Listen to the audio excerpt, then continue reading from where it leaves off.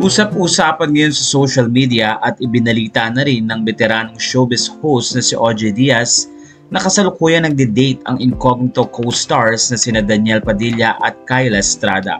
Sa kanyang pinakabagong video sa OJ Diaz Showbiz Update YouTube channel, sinabi ng entertainment columnist na may dinedate na ngang bago si Danielle at ito nga ay si Kyla Estrada.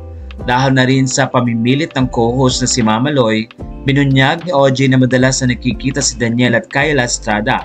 Si Kyla ay anak ni John at ni Janice de Belen. Matapos sa maikling biro na ang pangalan di umano ni Kyla ay katunog ng name ng nanay ni Danielle na si Carla Estrada, doon na tila nakumpirma. Ayon pa kay Mama Loy, noong una ay akala niya ay magkaibigan lang ang dalawa.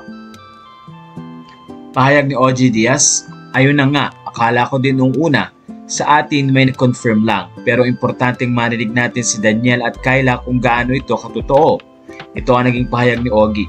Dagdag pa niya, nakita sila ng isang kaibigan ni OJ na magkasama sa isang mall sa Makati at nakangiti sa isa't isa. Wala naman silang tinatapakan at pareho naman silang single, dagdag pa ni OJ, na muling ipinaubaya kay Danielle at Kyla kung paano nga nila kukumpirmahin o tatanggihan ba ang nasabing balita.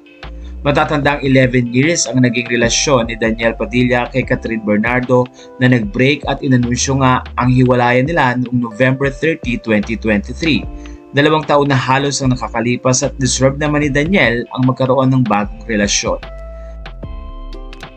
Nababalita din na nakikipag-date na rin si Catherine Bernardo kay Lucena City Mayor Mark Alcala. Samantala, masaya naman ng mga fans sa parehong love life ni Danielle at Catherine at busy din sila sa kanilang mga proyekto.